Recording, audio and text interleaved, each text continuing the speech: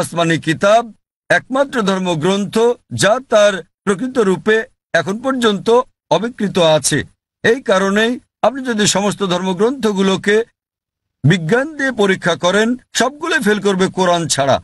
আর কোরআন হলো এই পৃথিবীর বুকে একমাত্র ধর্মগ্রন্থ যা বিজ্ঞানের পরীক্ষায় পাশ করবে। আশা করি উত্তরটা পেয়েছেন। হ্যাঁ, আমাদের বোনদের কাছ থেকে কোনো প্রশ্ন আছে কি? কোনো অমুসলিম বোন আছেন? জি আছে। হ্যাঁ বোন, আপনি আপনার প্রশ্নটি করুন। আবারও শুভ সন্ধ্যা। আমি ব্রাহ্মণ্যবাদের একজন অনুসারী, কিন্তু আমি ইসলামের অনেক কিছু পছন্দ করি। কিন্তু ইসলামের নিয়ম অনুসরণ করতে হলে আমাকে কি ইসলামে ধর্মান্তরিত হতে হবে, নাকি আমার ব্রাহ্মণ্যবাদের ধর্ম পালন করেই আমি ইসলামের বিভিন্ন নিয়ম অনুসরণ করতে পারবো? স্যার, আমি আপনার অনেক বক্তৃতাই দেখেছি, যেমন ইসলাম ও হিন্দু ধর্মের মধ্যে সাদৃশ্য এবং আরো অনেকগুলো। আপনার বক্তৃতা আমি খুবই পছন্দ করি। বোন খুব সুন্দর একটা প্রশ্ন করলেন। তিনি বললেন যে তিনি ব্রাহ্মণিজমের একজন একনিষ্ঠ অনুসারী, কিন্তু তিনি ইসলামের বিভিন্ন বিষয় পছন্দ করেন। তার প্রশ্ন হচ্ছে যে তিনি কি ইসলামের এই সব বিষয় অনুসরণ করতে পারেন এবং একই সাথে তারা ব্রাহ্মণিজম চর্চা করতে পারেন। তিনি আমার অনেক লেকচার দেখেছেন এবং অনেকটা পছন্দ করেন। বোন, প্রথমে আপনাকে বলি যে ইসলাম বা মুসলমান হওয়া কোনো উপাধি নয়। ইসলাম আবিধানিকভাবে বোঝায় শান্তি, যা পাওয়া যায় নিজেকে আল্লাহর কাছে সমর্পণ করে। তাই যে কোনো মানুষ যদি সে তার ইচ্ছা অনিচ্ছাকে আল্লাহর কাছে সমর্পণ করে, তাহলে সে একজন মুসলিম। শুধুমাত্র মোহাম্মদ, জাকির, আবদুল্লাহ, সুলতান, শাকির নাম হলে মুসলমান হওয়া যায় না, বা ফাতিমা, আয়েশা, এসব নামগুলো আপনাকে মুসলিম বানাবে না। মুসলমান মানে যে তার ইচ্ছা অনিচ্ছাকে আল্লাহর কাছে সমর্পণ করে। তো প্রথমেই খুঁজে বের করতে হবে আপনাকে মহান আল্লাহর আদেশ কি। বোন বলেছেন যে তিনি ব্রাহ্মণিজমের একজন একনিষ্ঠ অনুসারী এবং তিনি ইসলামেরও বিভিন্ন বিষয় পছন্দ করেন। আর তিনি আমার অনেক টেপ, অনেক বক্তৃতা দেখেছেন যার মধ্যে ইসলাম ও হিন্দুইজমের সাদৃশ্য আছে। যদি এটা দেখে থাকেন তাহলে উত্তর দেওয়াটা আমার জন্য সহজ হবে, আপনার পক্ষে বোঝাটাও সুবিধা হবে। আপনি যদি দেখে থাকেন আমার হিন্দুইজম ইসলামের সাদৃশ্য নিয়ে বক্তৃতা, যেটা আমি বোধহয় প্রথম শান্তি সম্মেলন চেন্নাইয়ে দিয়েছিলাম, ইসলাম ও হিন্দু ধর্মের মধ্যে সাদৃশ্য। বোন, আপনি যদি ভেবে দেখেন, এমনকি যদি হিন্দু ধর্মের বইগুলোও পড়ে থাকেন, হিন্দু ধর্মগ্রন্থগুলো বলে যে নিজের ইচ্ছাকে ঈশ্বরের কাছে সমর্পণ করবেন। কিন্তু আমি যেটা বললাম যে সময়ের সাথে সাথে পূর্বের সকল ধর্মগ্রন্থ আগের মতো অবিকৃত অবস্থায় নেই। সেগুলো বিকৃতি এসেছে, জালিয়াতি হয়েছে, দুর্নীতি ঘটেছে। বেশিরভাগ পণ্ডিতগণই এই ধর্মগুলোর বিষয়ে, হোক সেটা হিন্দুইজম অথবা হোক খ্রিস্টানিজম অথবা ইহুদি ধর্ম, তারা একমত যে তাদের ধর্মগ্রন্থগুলো অবিকৃত রূপে সংরক্ষিত নেই। আর আপনি যদি আমার বক্তৃতা শুনে থাকেন, আমি শুরুতে যা বলেছিলাম, মহাভারত একটা গল্প যা অর্জুনের পিতামহ কর্তৃক বর্ণিত। এতে আছে ৮,০০০ শ্লোক।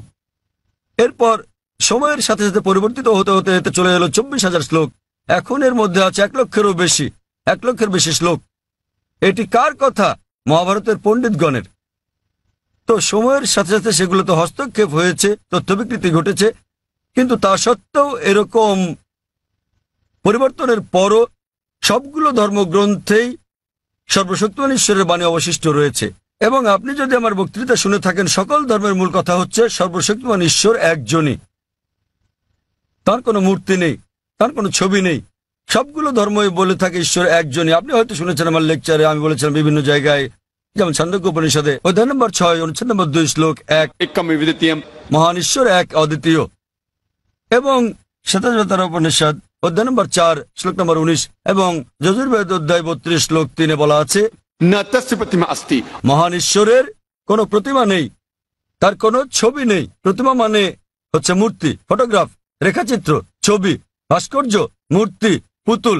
তাই ঈশ্বরের কোনো প্রতিমূর্তি নেই, কোনো ফটোগ্রাফ নেই, কোনো রেখাচিত্র নেই, কোনো ছবি নেই, কোনো ভাস্কর্য নেই, কোনো মূর্তি নেই, কোনো পুতুল নেই। তাই সকল ধর্মগ্রন্থই জোর দেয় সর্বশক্তিমান ঈশ্বরের একত্বের উপর। আর হিন্দু ধর্মের ব্রহ্মসূত্রটি হচ্ছে एकम ब्रह्म द्योतय नास्ते नैना नास्ते किंचन, भगवान एक ही है, दूसरा नहीं है, नहीं है, नहीं है, जरा भी नहीं है। ঈশ্বর একজনই, দ্বিতীয় কেউ নেই, কেউ নেই, কেউ নেই, কোথাও কেউ নেই।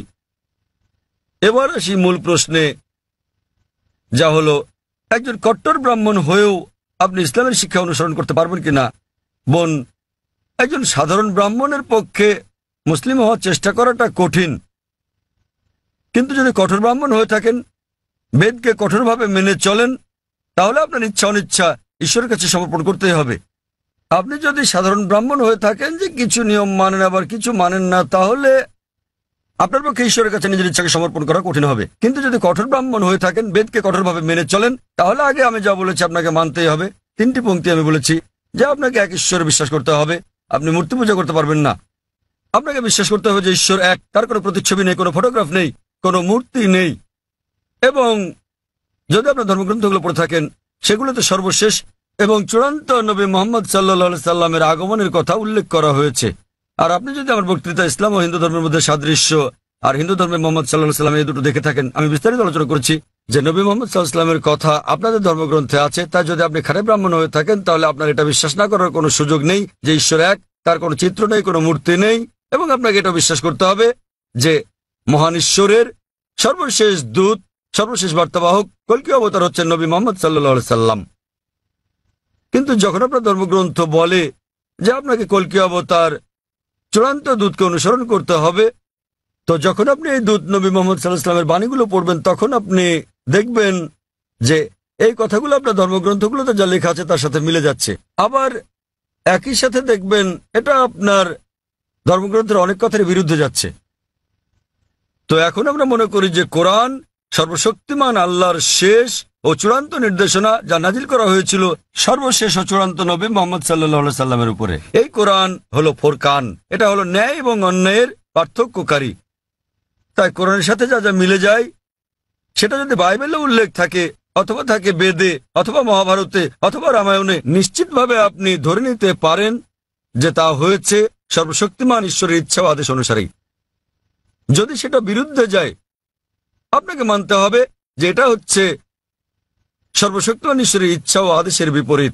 তাই আপনি যদি একনিষ্ঠ ব্রাহ্মণ হন, ব্রাহ্মণিজম চর্চা করে থাকেন, আপনাকে এক ঈশ্বরে বিশ্বাস করতে হবে, মূর্তি পূজার বিরোধিতা করতে হবে।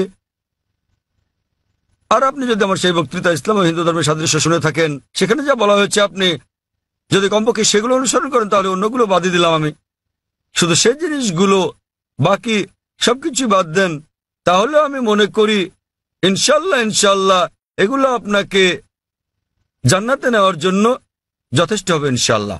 তাই আপনি যদি আমার বক্তৃতা ইসলাম ও হিন্দু ধর্মের মধ্যে সাদৃশ্য শুনে থাকেন, সর্বশক্তিমান ঈশ্বরের একত্ববাদ সম্বন্ধে, নবী মোহাম্মদ সাল্লাল্লাহু আলাইহি সাল্লাম সম্বন্ধে, কিভাবে তালাত আদায় করা যায়, মদ খাওয়া যাবে না, শুকরের মাংস খাওয়া যাবে না, যা কোরআনের সাথে সাথে আপনাদের ধর্মগ্রন্থ বলা আছে, আপনাদের বেদে শালীনতার বিষয়ে বলা আছে যে মহিলাদের নিজেদের আবৃত রাখা উচিত, যা কোরআনেও বলা আছে। তাই আমার সেই বক্তৃতায় যা যা আমি বলেছি, আরো অনেক বিষয় আছে, কিন্তু আপনি যদি শুধু এই বিষয়গুলো ভালোভাবে অনুসরণ করেন বোন, ইনশাল্লাহ এগুলো আপনাকে এই পরীক্ষায় পাশ করিয়ে দেওয়ার জন্য যথেষ্ট। আপনি চাইলে আরো অনেক কিছু অনুসরণ করতে পারেন, কিন্তু কমপক্ষে এই বিষয়গুলো, এই প্রধান বিষয়গুলো যা আমি উল্লেখ করেছি, কিন্তু আপনার ধর্মগ্রন্থে যা বিতর্কিত, আপনার তা অনুসরণ করা উচিত নয়, কারণ আপনাদের পণ্ডিতগণই বলেন যে এটা সময়ের আবর্তনে পরিবর্তিত হয়ে গেছে। আমাদের বুঝতে হবে যে এই বিষয়গুলো হচ্ছে তথ্য বিকৃতি, হস্তক্ষেপিত, সত্যের অতিরঞ্জন। তাই মিলগুলো শুধু অনুসরণ করেন, ইনশাল্লাহ আপনি একজন ভালো ব্রাহ্মণ হতে পারবেন।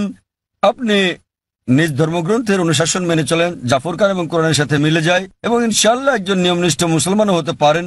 তো আশা করি ইনশাল্লাহ যে সর্বশক্তিমান আল্লাহ আপনাকে হৃদায়ত দান করুন। বোন, আপনি কি বিশ্বাস করেন ইসলাম ও হিন্দু ধর্মের সাদৃশ্য নিয়ে আমি আলোচনায় যে কথাগুলো বলেছিলাম? হ্যাঁ স্যার, পুরোপুরি। বোন, আমার লেকচারের কথাগুলোর সঙ্গে আপনি একমত? জি স্যার।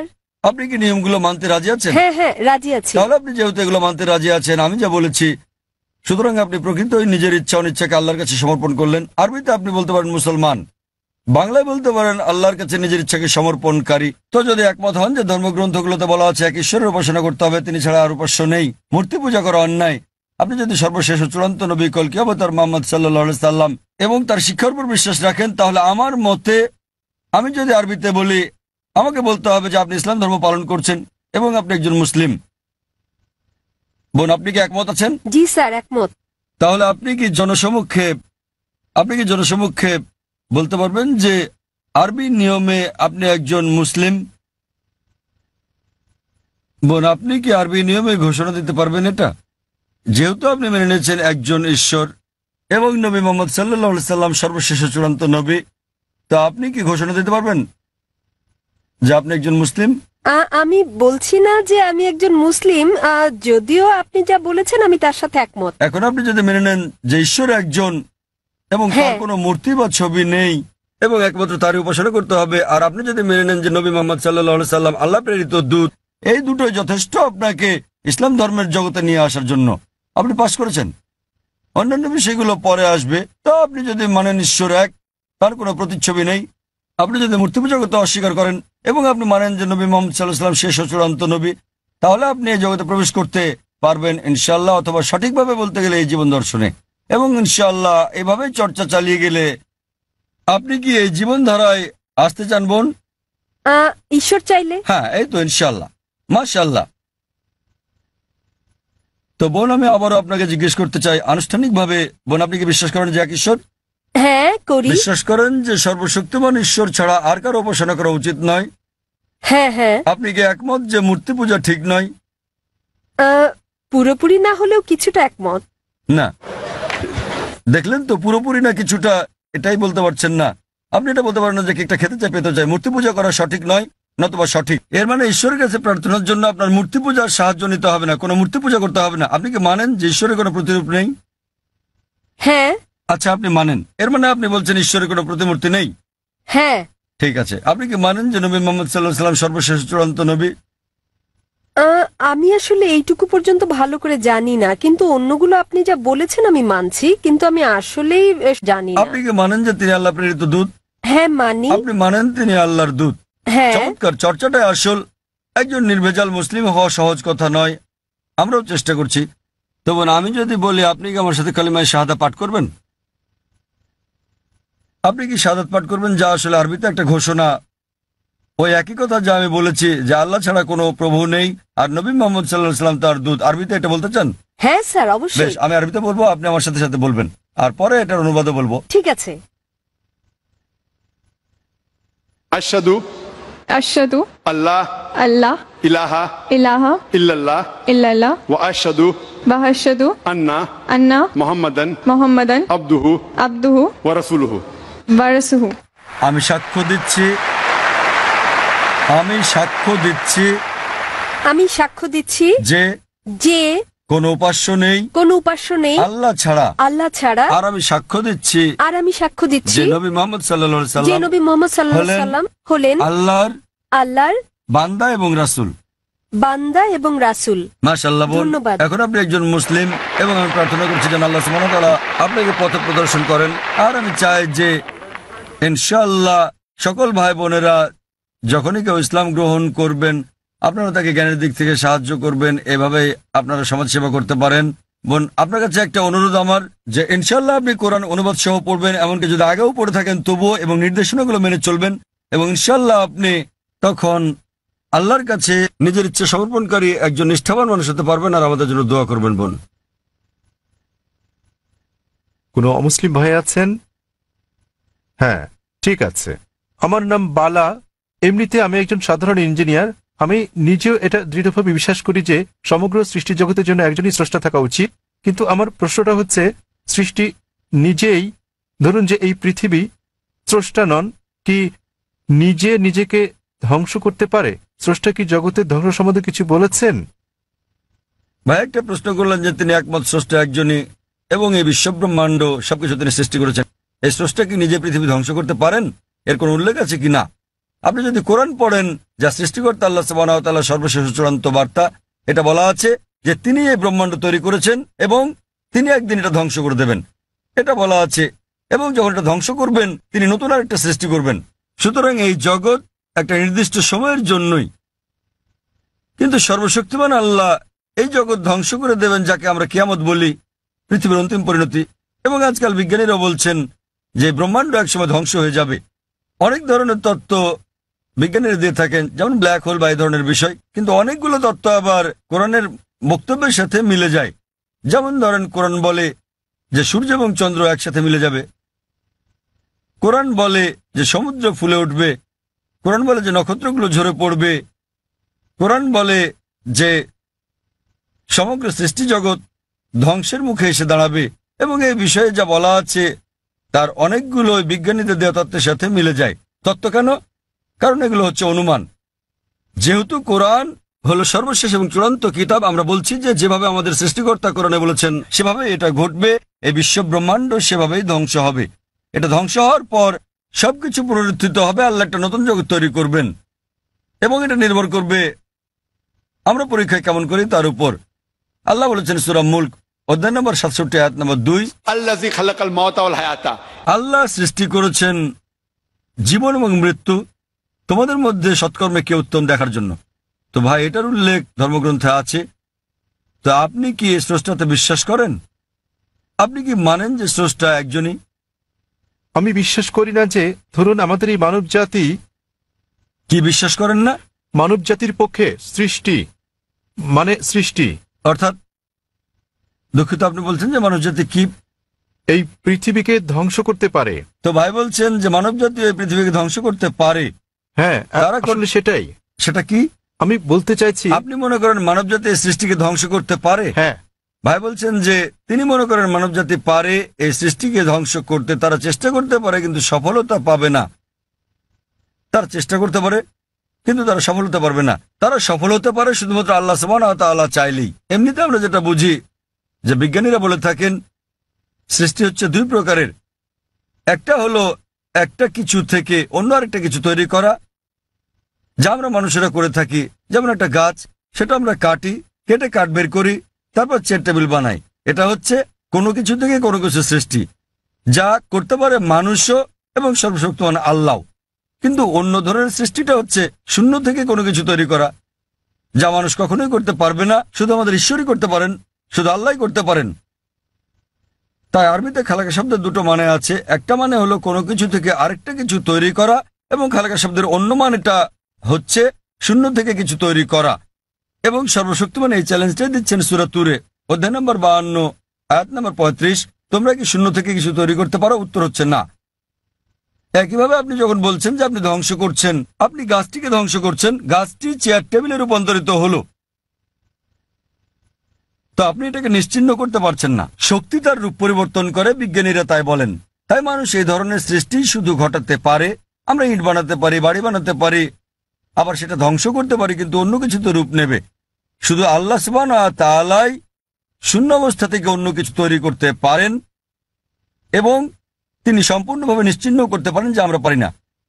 আপনি চেষ্টা করতে পারেন, বলতে পারেন পারমাণবিক অস্ত্র দিয়ে ধ্বংস করতে পারি, আপনি সম্পূর্ণ ধ্বংস করতে পারবেন না। এটা একেবারে অসম্ভব। এটা শুধুমাত্র আমাদের স্রষ্টা সর্বশক্তিমান আল্লাহ করতে পারেন, আমরা পারি না। এ কারণে পবিত্র কোরআন বলে যে স্রষ্টা এই জগৎ তৈরি করেছেন এবং তিনি এটি ধ্বংস করে আরেকটি নতুন জগৎ তৈরি করবেন। আশা করি উত্তরটা পেয়েছেন। এবারের প্রশ্ন বোনদের দিক থেকে। ওখানে কোনো অমুসলিম বোন আছেন? আসসালামু আলাইকুম। এই প্রশ্নটা আসলে একজন অমুসলিম ভাইয়ের পক্ষ থেকে এসেছে। তার নাম স্বামীনাথন। তিনি তথ্য প্রযুক্তির ওপর ব্যাচেলর ডিগ্রি করেছেন। তার প্রশ্নটি হলো, ইসলাম কেন সমালোচনার ব্যাপারে এতটা স্পর্শকাতর, আর কেন সালমান রুশদি বা ইউরোপীয় কার্টুনিস্টকে মৃত্যু পরোয়ানা দেয়া হয়? সহজ ভাষায় বলতে গেলে ফতোয়া। আর একটু ভালোভাবে কি প্রতিক্রিয়া দেখানো সম্ভব নয়? বোন একটা ভালো প্রশ্ন করেছেন একজন অমুসলিম ভাইয়ের পক্ষ থেকে, যে কেন মুসলমানরা সমালোচনার প্রতি এত স্পর্শকাতর। তিনি সালমান রুশদির প্রসঙ্গ এনেছেন। সমালোচনার ব্যাপারে কেন এত সংবেদনশীল? বোন, প্রতিটি মানুষই সংবেদনশীল। আপনি আমাকে একজন মানুষ দেখান যে সংবেদনশীল নয়, কিন্তু তাদের সংবেদনশীলতা বদলাতে থাকে। সংবেদনশীলতা পরিবর্তিত হয়। কিছু নির্দিষ্ট ব্যাপারে আমরা সংবেদনশীল, কিছু ব্যাপারে তা নই। তাই প্রতিটি মানুষের ক্ষেত্রে এটা পরিবর্তিত হয়। যখন মুসলমানদের ব্যাপারে বলতে হয়, আমরা মুসলমান, আমরা আমাদের পালনকর্তা আল্লাহ সুবহানাহু ওয়া তাআলাকে ভালোবাসি এবং আল্লাহ রাসূলকে ভালোবাসি, এবং নবী মুহাম্মদ সাল্লাল্লাহু আলাইহি সাল্লাম বলেছেন যে কোনো মুসলমানই প্রকৃত মুসলমান নয় যতক্ষণ পর্যন্ত সে আল্লাহ এবং তার রাসূলকে নিজের চেয়েও বেশি না ভালোবাসে, আল্লাহ এবং তার রাসূলকে নিজের চেয়েও বেশি ভালো না বাসে। এখন আমরা যদি দেখি যে কিছু মানুষ তাদের সন্তানদের সবচেয়ে বেশি ভালোবাসে। একটা গবেষণায় দেখা গেছে যে বানরেরা তাদের সন্তানদের খুব ভালোবাসে। তো একটা বানরকে একটা কুয়ার মধ্যে রাখা হলো, তার বাচ্চার সাথে। তারপর পানি ঢালা হলো, কুয়ার ভেতর পানি বাড়তে লাগলো।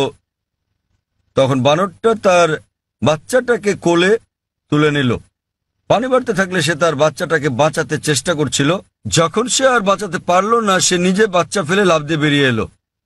তাহলে তারা তাদের বাচ্চাকে অনেক বেশি ভালোবাসে, কিন্তু নিজের জীবনের চেয়ে বেশি নয়। এ কারণে বাচ্চাটাকে নিয়ে আসতে না পেরে সে নিজে লাফ দিয়ে বেরিয়ে চলে এলো। এটা একটা পরীক্ষা মাত্র। একইভাবে মানুষও তার বাচ্চাকে ভালোবাসে, নিজেকে ভালোবাসে, ঠিক আছে। কিন্তু যখন মুসলমানদের প্রসঙ্গ আসে, আমরা আল্লাহ এবং তার রাসূলকে নিজের চেয়ে বেশি ভালোবাসি। উদাহরণস্বরূপ, আপনি যদি আমাকে অপমান করেন, আমি এটা পছন্দ করব না, কিন্তু কিছু মনেও করব না। আমি পছন্দ করব না, কিছু মনেও করব না, ঠিক আছে, সমস্যা নেই।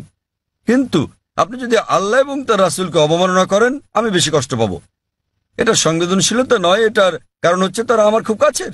সুতরাং মুসলমানদের কাছে আল্লাহ এবং তার রাসূল খুবই ঘনিষ্ঠ, এমনকি আমাদের সন্তানদের চেয়েও ঘনিষ্ঠ, স্ত্রীর চেয়েও ঘনিষ্ঠ, স্বামীর চেয়েও ঘনিষ্ঠ, নিজের জীবনের চেয়েও ঘনিষ্ঠ। তো এ কারণে আমি বলবো যে আপনি একটু অন্যভাবে প্রশ্নটা করতে পারতেন যে কেন মুসলমানরা আল্লাহ এবং তার রাসূলকে এত বেশি ভালোবাসে। আপনি আমাকে একজন মানুষ দেখান, আপনি যদি তাকে অপমান করেন, ঠিক আছে, কিন্তু তার মাকে অপমান করলে সে রেগে যাবে। যদি কারো মাকে নিয়ে বাজে কথা বলেন, সে অবশ্যই রেগে যাবে। তো আমরা আমাদের আল্লাহ এবং রাসূলকে আমাদের মায়ের চেয়ে বেশি ভালোবাসি। এই ব্যাপারগুলোর উপর ভিত্তি করে মুসলমানেরা বোঝাতে চান যে যখন সালমান রুশদি, ব্র্যাকেটে একজন তথাকথিত মুসলিম পরিবারে জন্ম, যখন তিনি বই লেখেন, মিথ্যে সমালোচনা করেন শুধু কিছু, বুঝতে পারছেন, কিছু টাকার জন্য, সে কারণে তখন মুসলমানরা তার তীব্র প্রতিবাদ করে। আপনি বলছেন প্রতিবাদ করার আর কোনো ভালো উপায় ছিল কিনা? আমিও মনে করি মুসলমানদের প্রতিবাদের সবগুলো উপায় সঠিক ছিল না। অনেক সময় জানমালের ক্ষতি হয়েছে, যা আমিও সমর্থন করি না, কিন্তু তারা সংবেদনশীল, যেহেতু এটার সাথে আমাদের পালনকর্তা আল্লাহ সুবহানাহু ওয়া তাআলা এবং তার দূত জড়িত। কিন্তু আমাদের খারাপ লাগা উচিত, কিন্তু তাদের কেউ কেউ অতি প্রতিক্রিয়াশীল, কেউ কেউ আবার প্রতিবাদ করেছেন সহিংস উপায়ে, যেটা করা উচিত নয়। কেউ কেউ শান্তিপূর্ণ করা ঠিক আছে, প্রতিবাদ করা উত্তম। আর আপনি হয়তো আমার একটা আলোচনা ধর্মীয় মৌলবাদ কি মত প্রকাশের অধিকারের জন্য বাধাস্বরূপ শুরু থাকবেন। আমি বিস্তারিত বলেছি সালমান রুশদি কি করেছেন আর তিনি কিভাবে বইটি লিখেছেন। এবং সর্বপ্রথম দেশ স্যাটানিক ভার্সেস যে নিষিদ্ধ করেছিল, কোন দেশ? ইন্ডিয়া। শ্রী রাজীব গান্ধী সে সময় প্রধানমন্ত্রী, তিনি তখন সেই বইটি স্যাটানিক ভার্সেস নিষিদ্ধ করেছিলেন ভারতে, যা বইটি নিষিদ্ধকারী প্রথম দেশ। এবং আমি এটাকে স্বাগত জানাই, কিন্তু নিজের অজ্ঞতাবশত তিনি জানতেন না যে সেই একই বই স্যাটানিক ভার্সেসে নবী মুহাম্মদ সাল্লাল্লাহু আলাইহি সাল্লাম এবং আল্লাহ তাআলা সম্পর্কে বাজে মন্তব্য করা ছাড়াও তিনি বাজে মন্তব্য করেছিলেন সীতা এবং শ্রীরাম সম্পর্কেও, শ্রীরামকে নিয়েও, যা মানুষজন বইটি পড়লে হয়তো নাও বুঝতে পারে। আর ভেবে দেখেন, আমি ইংরেজ সরকারের কাছে প্রশ্নটা করছি।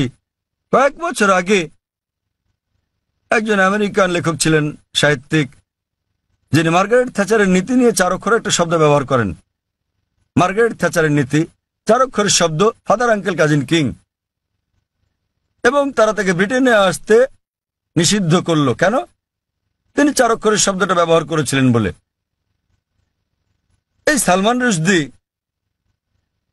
তিনিও এই একই শব্দ ব্যবহার করেন এবং এটাতে আইএনজি যোগ করেন, অনেকবার করেছেন ইংরেজি নীতি সম্বন্ধে আর মার্গারেট থ্যাচারকে নিয়ে। এবং তিনি তাকে সম্বোধন করেন, জানেন কিনা, ম্যাগি বা দুশ্চরিত্রা।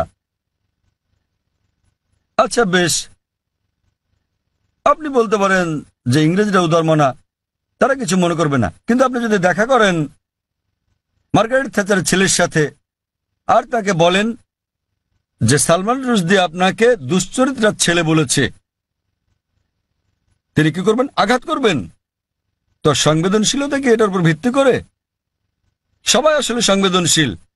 আবার মনে করেন এই একই ইংরেজ সরকার, যা কিনা একজন আমেরিকান লেখককে নিষিদ্ধ করেছিল 4 অক্ষরের শব্দের জন্য, সালমান রুশদিকে তারা মেনে নেয়। কেন? কি কারণে? কারণ তিনি নবী মোহাম্মদ সাল্লাল্লাহু আলাইহি ওয়াসাল্লামের অবমাননা করেছেন। তাই যেহেতু নবী মোহাম্মদ সাল্লাল্লাহু আলাইহি ওয়াসাল্লামকে অবমাননা করেছেন, তারা মার্গারেট থ্যাচারকে বলা সে 4 অক্ষরের শব্দটা হজম করে নিয়েছে, কেননা তিনি ইসলামের নবীর অবমাননা করেছেন। তো এভাবেই নীতিগুলো বদলাতে থাকে।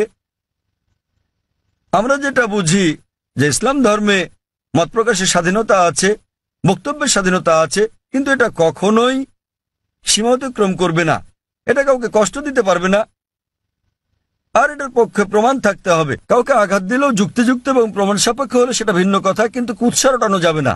কুৎসা রটানো এবং পরনিন্দা করা ইসলামে নিষিদ্ধ। তো এর উপর ভিত্তি করে মুসলমানরা, যেহেতু সালমান রুশদি, যেহেতু সে আমাদের নবী মুহাম্মদ সাল্লাল্লাহু আলাইহি ওয়াসাল্লামকে অবমাননা করেছে এবং কুৎসা রটিয়েছে, এই কারণেই মুসলমানদের খারাপ লেগেছে এবং তারা রাগান্বিত হয়েছে, আর এটা আমি সমর্থন করি। এবং আমরা যদি বিশ্লেষণ করি, অধিকাংশ ধর্মেই ধর্মকে অবমাননা করার শাস্তি খুব কঠিন। আপনি যদি পড়েন বাইবেল, যদি আপনি হিন্দু ধর্মগ্রন্থগুলো পড়েন, কোরআন শরীফ যদি পড়েন, আর এটাকে ধর্মের অবমাননা বলে জানি, এ কারণে মুসলমানরা এত রাগান্বিত। আর আমরা সংবেদনশীল, কারণ এটা এমন একটা কিছুর বিপক্ষে যা আমরা আমাদের জীবনের চেয়ে বেশি ভালোবাসি। আশা করি উত্তরটা পেয়েছেন। হ্যাঁ, আমি কি কোনো অমুসলিম কোনো ভাইয়ের কাছ থেকে কোনো প্রশ্ন নিতে পারি? ওখানে কোনো অমুসলিম ভাই আছেন? ঠিক আছে ভাই, আপনার প্রশ্নটি করুন। আমি নেলসন ম্যান্ডেলা, একজন মেডিকেল এক্সিকিউটিভ হিসেবে কাজ করছি। আমি অনেক জায়গায় লেখা দেখেছি যে শান্তি হলো ইসলাম।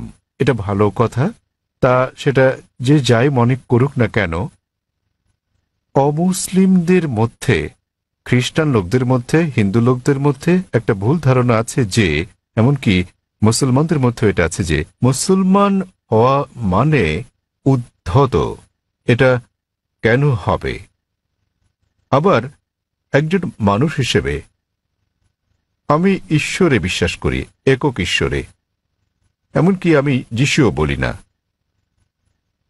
আমি কি ঈশ্বরের দূতের উপর বিশ্বাস না রেখেও ইসলাম ধর্মে নিজেকে দীক্ষিত করতে পারি?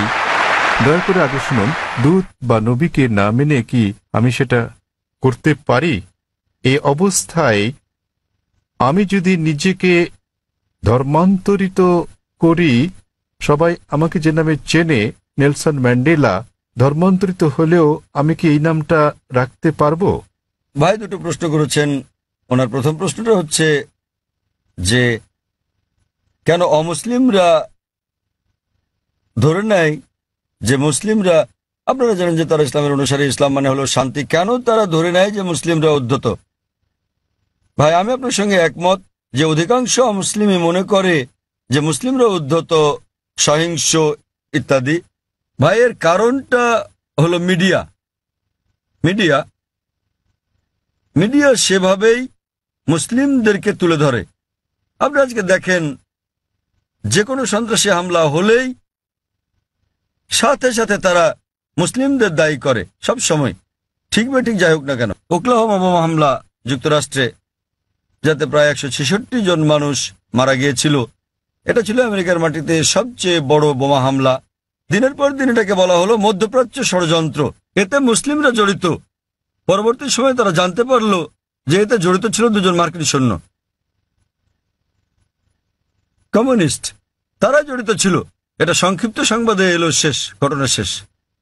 তো মুসলমানদের ব্যাপারে হলে শিরোনামে চলে আসে, আর অমুসলিমরা জড়িত থাকলে এটা সংক্ষিপ্ত সংবাদ।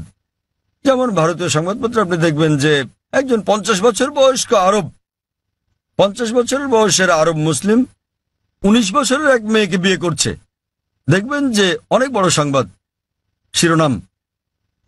পরের দিন 50 বছর বয়স্ক অমুসলিম 9 বছরের মেয়েকে ধর্ষণ করেছে, এটা আসে সংক্ষিপ্ত সংবাদ।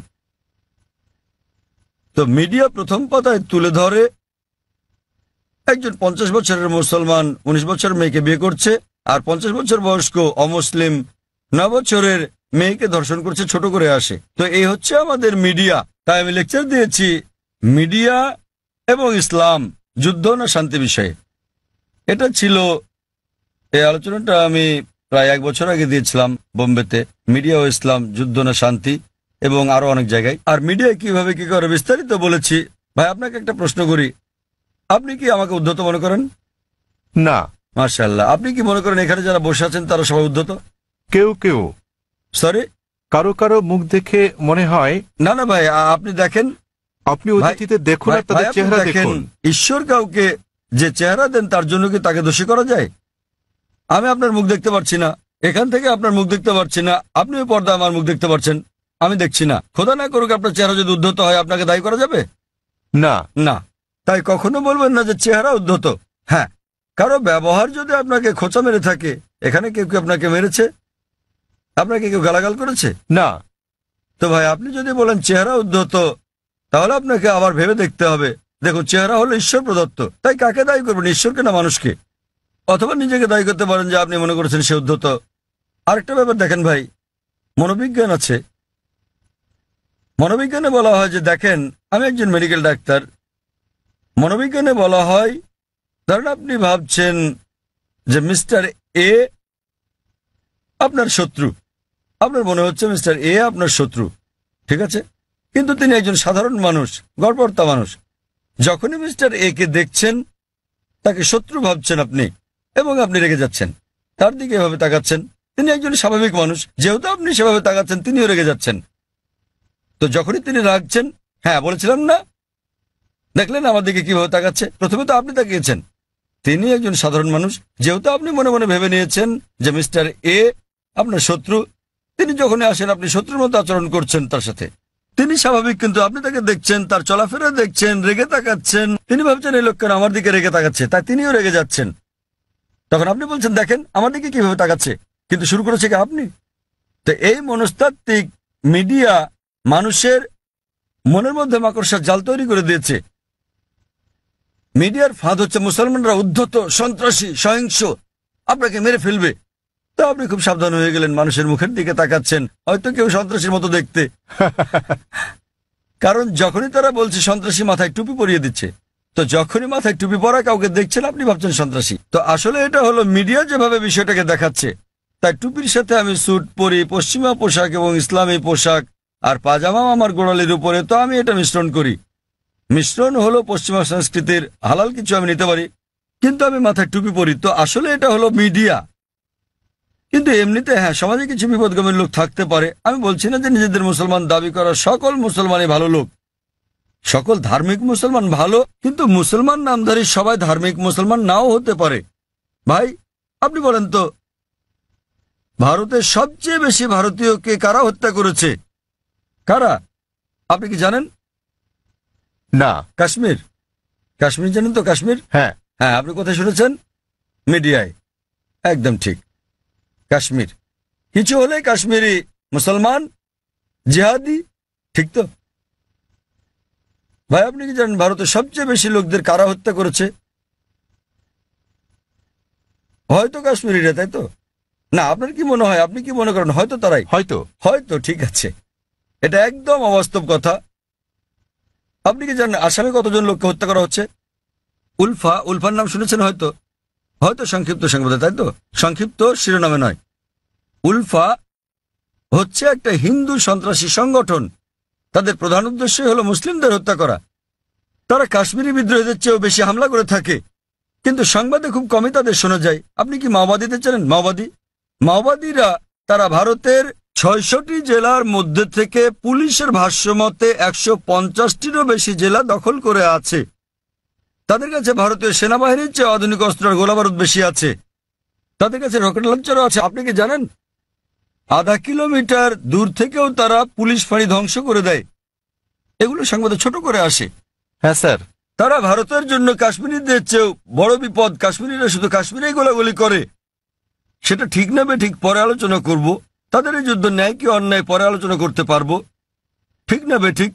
কিন্তু তারা স্থানীয় আর মাওবাদীরা পুরো দেশ কব্জা করছে, এবং সরকার মাওবাদীদের চেয়ে কাশ্মীরিদের নিয়ন্ত্রণ করতে বেশি টাকা খরচ করছে। আমাদের বুঝতে হবে যে এই হচ্ছে মিডিয়া। এটা মূলত মিডিয়াই। সব সমাজে খারাপ জিনিস আছে, মিডিয়া সমাজে দুষ্ট লোকদের খুঁজে বের করে এবং তুলে ধরে এভাবে যে মুসলিম মাত্র এরকম। আমি নিশ্চিত কিছু কিছু লোক মুসলমান হওয়া সত্ত্বেও অপরাধী, যারা হয়তো নিষ্পাপ লোকদের হত্যা করে থাকে, তারা কোরআনের বিরোধী। কিন্তু আরো বেশি অমুসলিম রয়েছে যারা আরো বড় অপরাধী, যারা আরো বেশি ভারতীয়কে হত্যা করছে, কিন্তু মিডিয়া তাদের তুলে ধরছে না। তো আপনার প্রথম প্রশ্নের উত্তরে বলা যায় যে এর জন্য মিডিয়ায় দায়ী। আর তা না হলে আপনি এখানে দাঁড়িয়ে থাকতেন না, ঠিক তো? চিন্তা করেন, আপনি হাজার হাজার লোকের সামনে দাঁড়িয়ে আমাকে প্রশ্ন করছেন। আমি এটা হ্যাঁ, ভাবিনি। সেটাই প্রশ্ন করা। যদি আপনি নিশ্চিত হতেন তাহলে আমাকে প্রশ্ন করতেন না, তাই তো? তো এটাই হচ্ছে প্রমাণ যে যদিও আপনি মিডিয়ার কথা শোনেন কিন্তু তাদেরকে পুরোপুরি বিশ্বাস করেন না। তাই আমরা আপনার মতো লোকদের সম্মান করি। নেলসন ম্যান্ডেলা, আর এটা আমাকে দক্ষিণ আফ্রিকার সেই মহান নেতার কথা মনে করিয়ে দেয়, নেলসন ম্যান্ডেলা। এবার আপনার দ্বিতীয় প্রশ্নে আসি। আপনি বলেছেন যে আপনি একজন খ্রিস্টান এবং যীশু খ্রিস্টের উপর বিশ্বাস স্থাপন করেন। আপনি জানতে চেয়েছেন আমি কি ইসলাম গ্রহণ করতে পারি, মুসলমান হতে পারি? রাসূলকে বিশ্বাস না করে আপনি বোঝাতে চেয়েছেন নবী মোহাম্মদকে বিশ্বাস না করার কথা, ঠিক? হ্যাঁ, দূত বলতে তো যীশু খ্রিস্টকেও একজন দূত বলা যায়। কারণ হ্যাঁ, কারণ আমার জন্ম এবং বেড়ে ওঠা খ্রিস্টান পরিবারে, হ্যাঁ, ঠিক। খ্রিস্টান নিয়ম নীতিতে আমি এখনো পর্যন্ত শুধু যীশু খ্রিস্ট সম্বন্ধে জানি, মোহাম্মদ সম্বন্ধে জানি না। ঠিক, ঠিক আছে। সেজন্য আমি বলছিলাম, এ কারণে না যে আপনি নবী মোহাম্মদের বিপক্ষে। না, মোটেও তার হ্যাঁ, বিপক্ষে নয়। ভাই, একটা সুন্দর প্রশ্ন করেছেন। এই পরিস্থিতিতে আমি ইসলাম গ্রহণ করলে মানুষ কিভাবে আমাকে দেখবে? ঠিক ঠিক ভাই, একটা সুন্দর প্রশ্ন। আর আমাকে কি নামও পরিবর্তন করতে হবে? কারণ আমার ড্রাইভিং লাইসেন্স, পাসপোর্ট, সরকারি সম্পত্তি সব আপনার এই এই নামে নেলসন করা ম্যান্ডেলার আছে। নামটা পরিবর্তন করতে হবে কিনা? ভাই, একটা ভালো প্রশ্ন করেছেন যে খ্রিস্টান পরিবারে জন্মের কারণে তিনি আগের নবীদের সম্বন্ধে জানেন, তিনি যীশু খ্রিস্টের সম্পর্কেও জানেন, ইসলাম ধর্ম সম্পর্কে পড়েছেন, তিনি ইসলামের দর্শনে একমত, ইসলাম গ্রহণও করতে চান, কিন্তু নবী মোহাম্মদ সাল্লাল্লাহু আলাইহি ওয়াসাল্লাম সম্পর্কে তেমন কিছু জানেন না, ঠিক আছে? হ্যাঁ, এই কারণে তিনি নবী মোহাম্মদ সাল্লাল্লাহু আলাইহি ওয়াসাল্লামের উপর বিশ্বাস না এনে ইসলাম গ্রহণ করতে পারবেন কিনা, এই তার প্রশ্ন। আর তাকে তো নাম পাল্টাতে হবে কিনা? প্রথম প্রশ্নের ব্যাপারে বলা যায় যে আপনি একজন মুসলিম হতে পারবেন না যতক্ষণ পর্যন্ত সকল নবীর উপর বিশ্বাস আনবেন না। আমাদের সেই সকল নবীগণের উপরও বিশ্বাস আনতে হবে যাদের নাম কোরআনে আছে। তিনি যদি আল্লাহর একজন দূত হয়ে থাকেন তাদের আমাদের ভালোবাসতে হবে, সম্মান করতে হবে। আর আপনার জানার জন্য বলছি, ইসলাম হলো একমাত্র খ্রিস্টান ধর্ম বিশ্বাস যা বিশ্বাসের একটি ধারা হিসেবে যীশু খ্রিস্টকে বিশ্বাসের কথা বলেছে। কোন মুসলিমই মুসলিম নয় সে যদি যীশু খ্রিস্টের উপর বিশ্বাস স্থাপন না করে। আমরা বিশ্বাস করি যে তিনি আল্লাহ সুবহানাহু ওয়া তাআলার সর্বশক্তিমান আল্লাহর সবচেয়ে প্রভাবশালী নবীগণের একজন। আমরা বিশ্বাস করি যে তিনি মসীহ, যাকে বলা হয় খ্রিস্ট। আমরা বিশ্বাস করি যে তিনি অলৌকিকভাবে জন্মগ্রহণ করেছিলেন কোনো পুরুষের হস্তক্ষেপ ছাড়াই, যা অনেক আধুনিক খ্রিস্টানই বিশ্বাস করে না। আমরা বিশ্বাস করি যে তিনি আল্লাহর অনুমতি নিয়ে মৃতকে জীবন দান করেছিলেন। আমরা বিশ্বাস করি যে তিনি জন্মান্ধ এবং কুষ্ঠরোগীকে আল্লাহর সাহায্য নিয়ে ভালো করেছিলেন। খ্রিস্টান এবং মুসলিমরা এখানে একসাথে চলে। কিন্তু কেউ প্রশ্ন করতে পারে, তাহলে দুটোর পার্থক্য কোথায়? দুটোর পার্থক্য হচ্ছে, অনেক খ্রিস্টানই বিশ্বাস করেন যে যীশু খ্রিস্ট বা ঈসা আলাইহিস সালাম নিজের অমরত্ব দাবিদার। তিনি বলেন যে তিনি ঈশ্বর।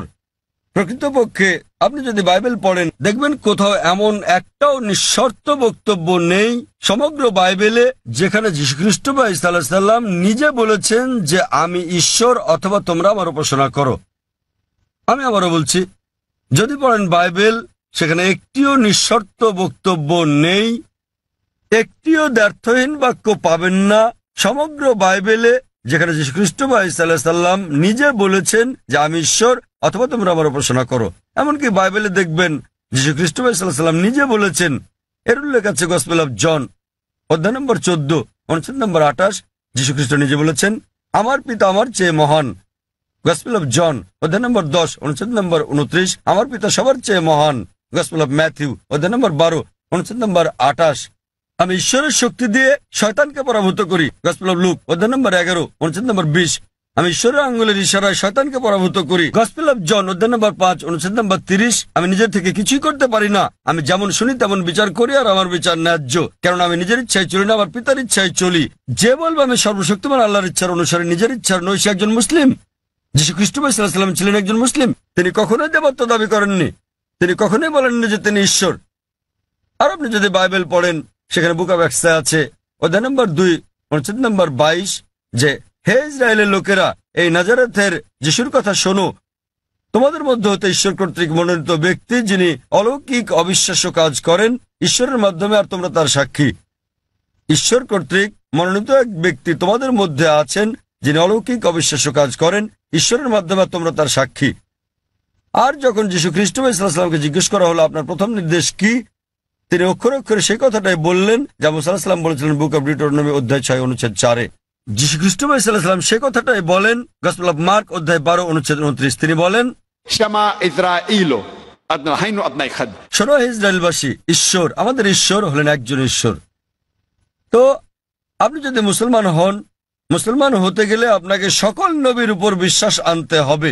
সে আদম থেকে শুরু করে নূহ, ইব্রাহিম, ইসাক, মুসা, যিশু এবং নবী মুহাম্মদ সাল্লাল্লাহু আলাইহি ওয়াসাল্লামের উপর। তো এখন নবী মুহাম্মদ সাল্লাল্লাহু আলাইহি ওয়াসাল্লামের ব্যাপারে আপনার প্রশ্নে আসি। আপনি হয়তো তার সম্পর্কে বিস্তারিত জানেন না, আপনি হয়তো তার জীবনী সম্বন্ধে জানেন না, কিন্তু আপনাকে তার উপর বিশ্বাস আনতে হবে। আর আপনি যদি খাঁটি খ্রিস্টানও হয়ে থাকেন, যিশু খ্রিস্ট বা ঈসা আলাইহিস সালাম ভবিষ্যৎবাণী করেন নবী মুহাম্মদ সাল্লাল্লাহু আলাইহি ওয়াসাল্লামের ব্যাপারে।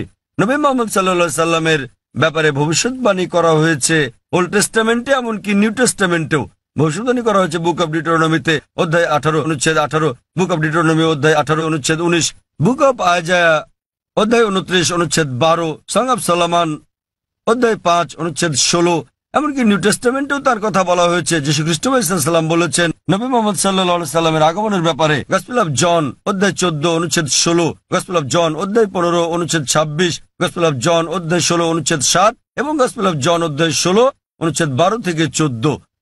আপনার বোঝার জন্য আমি শুধু শেষের অনুচ্ছেদটা বলবো। সবার শেষে যেটা বললাম, যিশু খ্রিস্ট সাল্লাম বলেন গসপেল অফ জন অধ্যায় নম্বর 16 অনুচ্ছেদ 12 থেকে 14 যে তোমাদেরকে আমার অনেক কিছুই বলার আছে, কিন্তু তোমরা এখন তা গ্রহণ করতে পারবে না। যখন সত্যের আত্মা আসবেন, তিনি তোমাদের সত্যের পথে পরিচালিত করবেন। তিনি নিজ থেকে কিছু বলবেন না, তিনি যা শুনবেন তাই বলবেন, তিনি আমাকে মহিমান্বিত করবেন। তো এখানে যিশু খ্রিস্ট সাল্লাম বলছেন নবী মুহাম্মদ সাল্লাল্লাহু আলাইহি সাল্লামের ব্যাপারে। তিনি বলছেন তোমাদেরকে আমার অনেক কিছুই বলার আছে, অর্থাৎ যিশু খ্রিস্ট মানুষদের অনেক কথা বলতে চেয়েছিলেন, কিন্তু তিনি বলেন তোমরা এখন তা বুঝতে পারবে না। যখন সত্যের প্রতিরূপ আসবেন, তিনি তোমাদের সত্যের পথে চালিত করবেন। এখন অনেকে বলতে পারেন এই প্রতিরূপ হচ্ছে পবিত্র আত্মা। তারা বুঝতে অক্ষম যে প্রতিরূপ কোনো পবিত্র আত্মার কথা বোঝায় না। কেন? কয়েকটা অনুচ্ছেদ আগেই গসপেল অফ জনের অধ্যায় নম্বর 16 অনুচ্ছেদ 7 যিশু খ্রিস্ট সাল্লাল্লাহু বলছেন যে তোমাদের ভালোর জন্য আমাকে যেতে হচ্ছে, কেননা আমি না গেলে সত্যের প্রতিরূপ আসবেন না। সুতরাং আমি যদি যাই, আমার প্রস্থানেই তার আগমন নিশ্চিত। সেই প্রতিরূপ এবং শান্তি আসবে যদি যিশু খ্রিস্ট সাল্লাল্লাহু বিদায় নেন। যিশু খ্রিস্ট এই পৃথিবীতে আসার অনেক আগে থেকে এই প্রতিরূপ এখানে ছিলেন। তিনি এখানে ছিলেন যখন যিশু খ্রিস্ট জন্মগ্রহণ করেন, তিনি তখনও ছিলেন যখন তাকে দীক্ষা দেওয়া হয়। তো এই প্রতিরূপ এবং শান্তির দূত কোন পবিত্র আত্মাকে বোঝায় না, এটা সর্বশেষ এবং চূড়ান্ত নবী মুহাম্মদ সাল্লাল্লাহু আলাইহি সাল্লামের কথা বোঝায়। কারণ ভবিষ্যৎবাণী বলছে তিনি যাই শুনবেন তিনি বহন করবেন। আর আমরা জানি যে নবী মুহাম্মদ সাল্লাল্লাহু আলাইহি সাল্লাম সর্বশক্তিমান আল্লাহর কাছ থেকে দৈববাণী পেয়েছিলেন এবং তিনি তা প্রচার করেছিলেন। আর নবী মুহাম্মদ সাল্লাল্লাহু আলাইহি সাল্লাম এই পৃথিবীতে একমাত্র ধর্মদূত যিনি যীশু খ্রিস্টকে মহিমান্বিত করেছেন। আর কোন ধর্ম বিশ্বাস নেই যা যীশু খ্রিস্টকে বিশ্বাস করার ব্যাপারে কথা বলে অনুচ্ছেদ তৈরি করে। এই মহিমান্বিত কোরআন নবী মুহাম্মদ সাল্লাল্লাহু আলাইহি সাল্লামের বাণীর কারণে, আর তিনি যে দৈববাণী ধারণ করেছেন সে কারণে 150 কোটিরও বেশি মানুষ আজ যীশু খ্রিস্টকে ঈশ্বরের দূত হিসেবে বিশ্বাস করে থাকে। যদি নবী মুহাম্মদ সাল্লাল্লাহু আলাইহি সাল্লাম সেটা না বলতেন, যদি এই কিতাবে তার কথা প্রকাশিত না হতো, তাহলে আমরা বিশ্বাস করতাম না যে যীশু খ্রিস্ট ঈশ্বরের দূত। যেহেতু নবী মুহাম্মদ সাল্লাল্লাহু আলাইহি সাল্লাম বলেছেন, আমরা সকল মুসলমান সন্দেহাতীতভাবে বিশ্বাস করি যে যীশু খ্রিস্ট সাল্লাল্লাহু আলাইহি সাল্লাম আল্লাহর সবচেয়ে প্রভাবশালী নবীদের মধ্যে একজন। একইভাবে আপনি যদি খ্রিস্টান হন আর আপনার ধর্মগ্রন্থ পড়েন, নবী যীশু খ্রিস্ট সাল্লাল্লাহু আলাইহি সাল্লাম ভবিষ্যৎবাণী করে গেছেন সর্বশেষ ও চূড়ান্ত নবী মুহাম্মদ সাল্লাল্লাহু আলাইহি সাল্লামের আগমনের ব্যাপারে। এখন যেহেতু আমি তুলনামূলক ধর্ম নিয়ে পড়ি, আমি হয়তো যীশু খ্রিস্ট সম্পর্কে অনেক কিছু জানি, কিন্তু অধিকাংশ মুসলমানই আপনি যদি জিজ্ঞেস করেন যিশুকে ছিলেন, তিনি একজন নবী, কিন্তু আপনি বিস্তারিত জিজ্ঞেস করলে তারা নাও জানতে পারে। তারা বিশ্বাস করে যে তিনি নবী। আমি তুলনামূলক ধর্মতত্ত্ব, বাইবেল এগুলো পড়ার পরে হয়তো অন্য মুসলমানদের চেয়ে অনেক বেশি জানি, কিন্তু সকল মুসলমানকে বিশ্বাস করতে হবে যে তিনি একজন নবী। একইভাবে একজন মুসলমান হওয়ার জন্য আপনাকে অন্তত এটা মেনে নিতে হবে যে নবী মুহাম্মদ সাল্লাল্লাহু আলাইহি সাল্লাম নবী মুহাম্মদ আল্লাহর দূত। যদি না মানেন তাহলে হতে পারবেন না, কারণ তিনি সর্বশেষ ও চূড়ান্ত নবী। আপনি হয়তো তার সম্বন্ধে বিস্তারিত জানেন না, কিন্তু আপনাকে বিশ্বাস করতে হবে তিনি একজন নবী। এবার আপনার শেষ প্রশ্নে আসি যে যদি আপনি ইসলাম গ্রহণ করেন, আপনাকে নাম পরিবর্তন করতে হবে কিনা।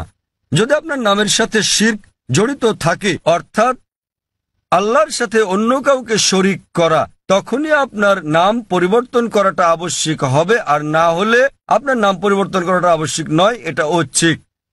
আপনি চাইলে এটা করতে পারেন, না চাইলে দরকার নেই। তবু মুসলমান হতে গেলে নাম পরিবর্তন করাটা জরুরি নয়। আপনার বিশ্বাস পরিবর্তন করতে হবে।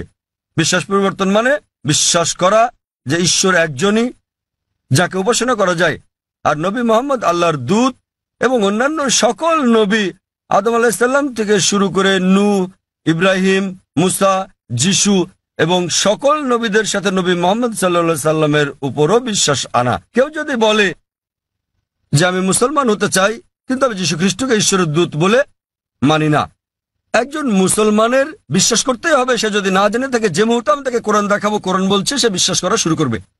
সে বিশ্বাস করবে যে যীশু খ্রিস্ট আল্লাহর একজন দূত। একইভাবে একজন মুসলমানের জন্য সকল নবীদের উপর বিশ্বাস আনা উচিত। নবী মোহাম্মদ সাল্লাল্লাহু সাল্লাম ছাড়াও আদম থেকে মোহাম্মদ সাল্লাম পর্যন্ত যারা যারা এসেছিলেন, কিন্তু নাম পরিবর্তন করাটা আবশ্যিক নয়। আপনি বলছেন আপনার ড্রাইভিং লাইসেন্স নেলসন ম্যান্ডেলা নাম আছে, আপনার পাসপোর্ট, আপনাকে পাল্টাতে হবে না, ড্রাইভিং লাইসেন্স বদলাতে হবে না। লোকে আপনাকে নেলসন বলে ডাকতে পারে, কোনো সমস্যা নেই। কিন্তু তারপরেও আপনার মনে যে ঈশ্বর মাত্র একজনই যাকে উপাসনা করা যায়, তিনি ছাড়া আর কাউকে নয়, এবং নবী মোহাম্মদ ঈশ্বরের একজন দূত, বাকি সকল নবী সহ আদম থেকে শুরু করে যিশু, মোহাম্মদ সাল্লাল্লাহু আলাইহি সাল্লাম। তো আপনি কি বিশ্বাস করেন যে মোহাম্মদ ঈশ্বরের একজন দূত, ভাই নেলসন? হ্যাঁ স্যার। আমি যদি বলি যে আপনার নাম নেলসনই রাখতে পারেন, বিশ্বাস করবেন যে মোহাম্মদ ঈশ্বরের একজন দূত? হ্যাঁ স্যার। আপনি হয়তো তার সম্পর্কে বেশি কিছু জানেন না। আপনি হয়তো জানেন না যে তিনি কোথায় জন্মগ্রহণ করেন। যদি জানেন তো ভালো, কিন্তু এটা বাধ্যতামূলক নয়। তখন বিশ্বাস করবেন যে নবী মোহাম্মদ সাল্লাল্লাহু আলাইহি ওয়াসাল্লাম ঈশ্বরের দূত? হ্যাঁ স্যার। আপনি বিশ্বাস করেন? হ্যাঁ। আপনি হয়তো বিস্তারিত জানেন না, তা বিশ্বাস করেন? হ্যাঁ। আপনি বিশ্বাস করেন যে ঈশ্বর একজন? হ্যাঁ। আপনি কি মানেন যে যীশু খ্রিস্ট ঈশ্বর নন? যিশু ঈশ্বর নন, যিশু ঈশ্বরের একজন দূত।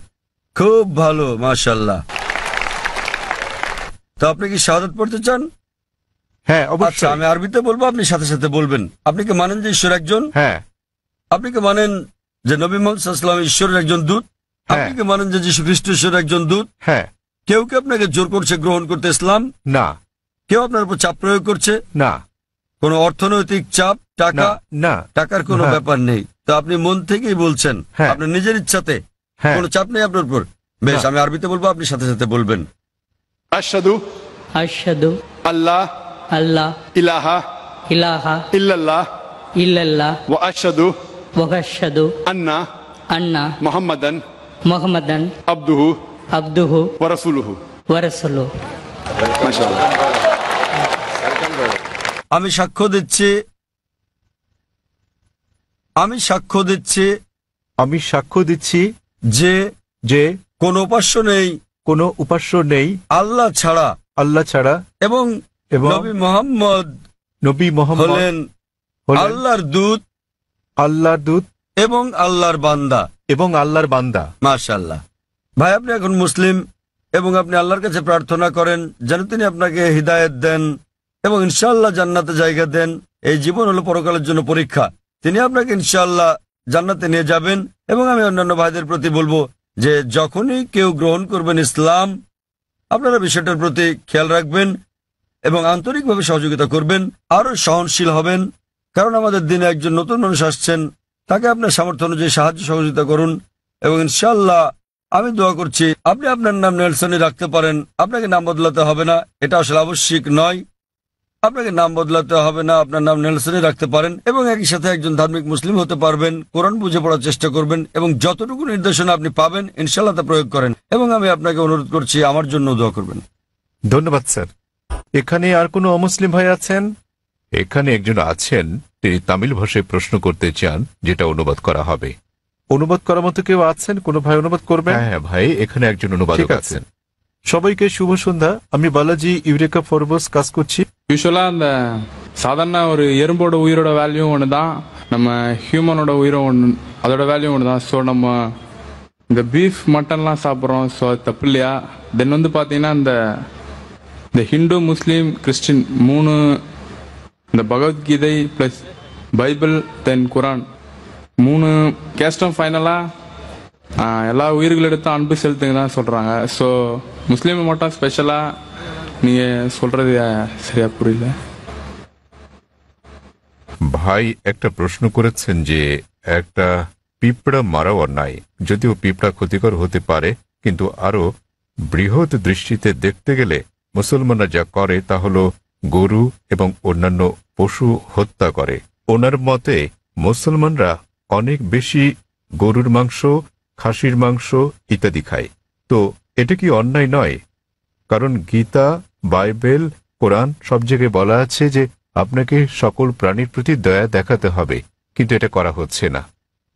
ভাই যে প্রশ্নটা করলেন যে একটা পিঁপড়া মারাও অন্যায় এবং জীবন্ত প্রাণী মারাও অন্যায়, তো কেন মুসলিমরা মাংস খায়, গরু, খাসি ইত্যাদি? এটা কি অন্যায় নয়? আমাদের কি দয়া দেখানো উচিত নয়? আমি ভাইয়ের প্রশ্নের প্রথম অংশের সাথে একমত এবং এটা বুঝি যে তিনি ইংরেজি বুঝতে পারেন, যদিও বলতে পারেন না। আমাদের মধ্যে অনেক লোক আছেন যারা ইংরেজি বুঝতে পারেন, যদিও বলতে পারেন না, বাংলাতে প্রশ্ন করেন। তা আমার মনে হয় বাংলাতে বললেও ভাই বুঝবেন, যদিও তিনি ইংরেজিতে প্রশ্নটা করেননি, কারণ তিনি তামিল ভাষাতে বেশি সাবলীল। হত্যার ব্যাপারে যে কোনো প্রাণীকে বিনা কারণে হত্যা করা অন্যায় ইসলাম ধর্মে। এমনকি ইসলামেও কোনো জীবন্ত প্রাণীকে অপ্রয়োজনে হত্যা করা পাপ। এ বিষয়ে একটা হাদিস আছে। নবী বলেছেন, যখন এক লোক বনে আগুন জ্বালাচ্ছিল, নবী বললেন, এখানে আগুন জ্বালানোর কারণ এখানে পিঁপড়া আছে। অন্য জায়গায় জ্বালোয়ের মানে হচ্ছে নবী নিজেও চিন্তিত ছিলেন যে বনে আগুন জ্বালালে পিঁপড়া মারা যেতে পারে। তিনি সেই সাহাবাকে জায়গা বদলাতে বললেন যাতে পিঁপড়া না মারা যায়। এবার আপনার মূল প্রশ্নে আসি, কেন মুসলিমরা মাংসাশী প্রাণী হত্যা করে, মাংস খায় ইত্যাদি? প্রথমে আমি আপনাকে বলবো যে একজন মুসলমান 100% নিরামিষী হয়েও একজন খাঁটি মুসলমান হতে পারেন। মাংস খাওয়াটা আবশ্যিক নয় ইসলামে, কিন্তু যেহেতু আমাদের সৃষ্টিকর্তা আল্লাহ সুবহানাহু ওয়া তাআলা অনুমতি দিয়েছেন মাংস খাওয়ার জন্য, কেন তা আমরা খাবো না? আপনি যদি ভেবে দেখেন, পবিত্র কোরআনে বলা আছে সূরা মাইদা অধ্যায় 5 আয়াত নম্বর 1 যে তোমাদের জন্য বৈধ হলো চতুষ্পদ পশু। তাহলে চতুষ্পদ পশু খাওয়া আমাদের জন্য বৈধ। কোরআন বলছে সূরা নাহল অধ্যায় 16 আয়াত নম্বর 5 যে সর্বশক্তিমান আল্লাহ তোমাদের জন্য বৈধ করেছেন গবাদি পশুর মাংস। এবং আরো অন্যান্য জায়গায় সূরা মুমিনুন অধ্যায় 23 আয়াত নম্বর 21, আরো অনেক জায়গায়। এখন আমরা যদি বৈজ্ঞানিকভাবে বিশ্লেষণ করি, এমন কোনো নিরামিষ খাবার নেই যাতে মানুষের প্রয়োজনীয় সকল উপাদান রয়েছে। মানুষের দরকার হয় অ্যামিনো অ্যাসিড, 21 ধরনের অ্যামিনো অ্যাসিডের দরকার হয়, যার মধ্যে অধিকাংশই শরীরে উৎপন্ন হয়, কিন্তু 8টি খাবারের মাধ্যমে জারিত করা হয়। এদেরকে বলা হয় 8টি আবশ্যকীয় অ্যামিনো অ্যাসিড। আমার জানা মতে এমন কোনো শাকসবজি নেই যাতে 8 ধরনের অ্যামিনো অ্যাসিড আছে। তাই এমন কোনো শাকসবজি নেই যেটাকে বলা হয় সম্পূর্ণ খাদ্য। সুতরাং এগুলো আমিষ জাতীয় খাবার থেকেই সংগ্রহ করতে হবে। আপনি যদি আরো বিশ্লেষণ করে দেখেন, আমিষ জাতীয় খাবার এটা পুষ্টিকর, ভিটামিন কে তে ভরপুর। আর আরো গভীরভাবে দেখলে যদি আপনি দেখেন তৃণভোজী প্রাণীদের দাঁত, গরু, ছাগল, ভেড়া, তাদের দাঁত সমান। তারা শুধু শাকসবজি খায়, শুধু ঘাস খেতে পারে, মাংস খেতে পারে না। আপনি যদি মাংসাশী প্রাণীদের দাঁতগুলো দেখেন, বাঘ, সিংহ, নেকড়ে, চিতা, তাদের সবার সুচালো দাঁত আছে, কুকুরের দাঁতের মতো। এই প্রাণীদেরকে বলা হয় মাংসাশী প্রাণী। তারা শুধু মাংস খায়, তারা শাকসবজি খায় না। আপনি যদি মানুষের দাঁতগুলো ভালো করে দেখেন, আয়নার সামনে গিয়ে, মানুষের আছে সমান দাঁত, আবার সুচালো দাঁতও আছে। যদি সর্বশক্তিমান ঈশ্বর চাইতেন যে আমরা শুধু শাকসবজি খাবো, তাহলে কেন তিনি আমাদের এই সুচালো দাঁত দিলেন? কেউ বলতে পারেন কেন? কারণ সর্বশক্তিমান ঈশ্বর চান যে আমরা দুটোই খাই, মাংসও খাই, শাকসবজিও খাই। মাংস, তিনি যদি চাইতেন যে আমরা শুধু শাকসবজি খাবো, তাহলে তিনি কেন সুচালো দাঁত দিলেন? আবার আপনি যদি মানুষের পরিপাকতন্ত্রটাকে বিশ্লেষণ করে দেখেন, এটা উভয় খাদ্যই হজম করতে পারে, সবজি এবং আমিষ জাতীয় খাবার। তৃণভোজী প্রাণীদের পরিপাকতন্ত্র, গরু, ছাগল, ভেড়া, এরা শুধু শাকসবজি জাতীয় খাবারই হজম করতে পারে, মাংস হজম করতে পারে না। আবার মাংসাশী প্রাণীদের পরিপাকতন্ত্র দেখেন, সিংহ, বাঘ, নেকড়ে শুধু মাংসই হজম করতে পারে, শাকসবজি হজম করতে পারে না। কিন্তু মানুষের পরিপাকতন্ত্রে আছে ক্ষুদ্রান্ত্র এবং বৃহদান্ত্র, এটা উভয় খাদ্য হজম করতে পারে, সবজি আবার আমিষ জাতীয় খাবার, মাংস জাতীয় খাবার। সর্বশক্তিমান ঈশ্বর যদি চাইতেন আমরা খাঁটি নিরামিষী হই, কেন তিনি আমাদের এমন পরিপাকতন্ত্র দিলেন যা উভয় খাদ্য হজম করতে পারে? কিন্তু এটাই স্বাভাবিক। তো আপনি ভেবে দেখেন যে সর্বশক্তিমান ঈশ্বর মানুষকে এমনভাবে সৃষ্টি করেছেন যেন তারা সবজিও খেতে পারে, আবার মাংসও খেতে পারে, নিরামিষ এবং আমিষও। আর অনেক লোকেরই ভুল ধারণা একটা আছে যে অধিকাংশ ধর্মই আমিষ জাতীয় খাবার খেতে নিষেধ করেছে। আবার হিন্দুদের অনেকেই একটা ভুল ধারণার শিকার। তারা মনে করেন যে হিন্দুত্ববাদ আমিষ জাতীয় খাদ্য খাওয়া নিষেধ করে থাকে। আসলে আপনি যদি হিন্দু ধর্মগ্রন্থগুলো পড়েন, যদি পড়েন মনুস্মৃতি অধ্যায় নম্বর 5 অনুচ্ছেদ 30, এতে আছে ঈশ্বর কিছু প্রাণীকে সৃষ্টি করেছেন খাওয়ার জন্য আর কিছু প্রাণীকে খাদ্য হওয়ার জন্য। তাই যারা খাবার হিসেবে তৈরি প্রাণী খেয়ে থাকেন তারা কোনো পাপ করছেন না। আবার মনুস্মৃতিতে উল্লেখ আছে অধ্যায় নম্বর 5 অনুচ্ছেদ 39, সর্বশক্তিমান ঈশ্বর প্রাণীদের সৃষ্টি করেছেন উৎসর্গ করার জন্য। তা যদি এই প্রাণীদেরকে খেয়ে থাকেন কোনো পাপ করছেন না। মনুস্মৃতি অধ্যায় 5 অনুচ্ছেদ 41 আছে যে উৎসর্গের প্রাণীদেরকে হত্যা করা কোনো পাপ নয়। হিন্দু ধর্মের গ্রন্থগুলোতে এরকম অনেক উক্তি আছে যেখানে আমিষ জাতীয় খাবার খাওয়ার কথা বলা হয়েছে। আপনি যদি পড়েন মহাভারত অনুশাসন পর্ব অধ্যায় 88, যুধিষ্ঠির যিনি পাণ্ডব ভাইদের মধ্যে সবার বড়, তিনি ভীষ্মকে জিজ্ঞেস করলেন যে যজ্ঞতে অর্থাৎ পূজাতে আমরা কি উৎসর্গ করতে পারি যাতে আমাদের পূর্বপুরুষেরা সন্তুষ্ট হবেন। ভীষ্ম উত্তর দিলেন যে যজ্ঞতে পূজাতে তুমি যদি লতাপাতা গাছপালা দাও তাহলে আমাদের পূর্বপুরুষেরা 1 মাসের জন্য সন্তুষ্ট হবেন। যদি মাছ দাও তাহলে সন্তুষ্ট থাকবেন 2 মাসের জন্য। তুমি যদি তাদের মাংস দাও 3 মাস, যদি খরগোশ দাও তাহলে 4 মাস, যদি ছাগল দাও তো 5 মাস, যদি শূকর দাও 6 মাস, আর যদি হরিণ দাও তাহলে 6 মাস, যদি পাখি দাও 7 মাস। আর এভাবে তালিকাটা বড় হতে থাকে। এরপর বলা আছে যে একটা ষাঁড় যজ্ঞতে দিলে 11 মাস, একটা গরু জবাই করলে পূর্বপুরুষেরা পুরো 1 বছরের জন্য সন্তুষ্ট থাকবেন। আর তুমি যদি একটা গন্ডার উৎসর্গ করো আমাদের পূর্বপুরুষেরা সর্বদাই সন্তুষ্ট থাকবেন। মহাভারতে এই পুরো মেনুটাই দেওয়া আছে। তা যদি বেদ এবং অন্য হিন্দু ধর্মগ্রন্থগুলো পড়েন তাদের ঋষি এবং ধর্মযাজকেরা আমিষ খেয়েছেন, এমনকি গরুর মাংস। কিন্তু অনেক হিন্দুকেই আপনি বলতে শুনবেন যে আমিষ খাওয়া নিষিদ্ধ কারণ তারা অহিংস আন্দোলনের দ্বারা প্রভাবিত হয়েছেন। আপনারা জানেন জৈন এবং আরো যারা এই অহিংসতে বিশ্বাস করেন তারা বলেন যে জীবিত প্রাণী হত্যা করা নিষিদ্ধ, তাই পশু হত্যা এটা পাপ। আমি এর সাথে একমত যে কোনো প্রাণীকে হত্যা করা বিনা প্রয়োজনে করলে পাপ। কিন্তু আপনি যদি বলেন যে জীবিত প্রাণী হত্যা করা মাত্রই পাপ, তাহলে আমি বলি যে এই যে গাছপালাগুলো আছে এদেরও জীবন আছে। আগে আমরা জানতাম না যে উদ্ভিদের জীবন আছে, তাই তারা বলতো যে গাছ কাটা ঠিক আছে। আজকে আমরা জানি যে এমনকি গাছেরও প্রাণ আছে। তখন তাদের যুক্তি পাল্টে বলে, জাকির ভাই গাছের প্রাণ আছে ঠিকই, কিন্তু গাছ ব্যথা অনুভব করে না, তাই গাছকে হত্যা করা সবজি খাওয়া আমিষ বা মাংস খাওয়ার তুলনায় অনেক কম অন্যায়। এখন বিজ্ঞানের উন্নতিতে আমরা জানি যে এমনকি গাছেরাও ব্যথা অনুভব করে, কিন্তু তারা যখন কাঁদে আমরা গাছের কান্না শুনতে পারি না, কারণ আমরা প্রতি সেকেন্ডে মাত্র 20 থেকে 20,000 কম্পন তরঙ্গের শব্দই শুধু শুনতে পাই। এর চেয়ে কম বা বেশি আমরা শুনতে পারি না। তাহলে দেখা যাচ্ছে যে গাছেরাও কাঁদে, কিন্তু আমরা গাছের কান্না শুনতে পারি না। গাছে ব্যথা অনুভব করে, বিজ্ঞান আমাদের বলছে। তখন যুক্তি পাল্টে যে হ্যাঁ ভাই জাকির, আমরা বুঝলাম যে গাছেরও প্রাণ আছে, তাদেরও ব্যথা লাগে, কিন্তু ব্যাপারটা হলো যে গাছের 2-3টা ইন্দ্রিয় আছে, প্রাণীদের আছে 5টা ইন্দ্রিয়, তাই প্রাণী হত্যা করা আরো বড় পাপ। তর্কের খাতিরে যদি কথাটা মেনেও নেই যে গাছের 2টো ইন্দ্রিয় 3টি ইন্দ্রিয় আছে, প্রাণীদের আছে 5টি ইন্দ্রিয়, আর সে কারণে প্রাণী হত্যা করা বেশি অন্যায়। তো তাদের কাছে আমার প্রশ্ন যে ধরেন একজন লোক, তার এক ভাই আছে যে হচ্ছে মুখ আর বধির, শুনতেও পারে না বলতেও পারে না।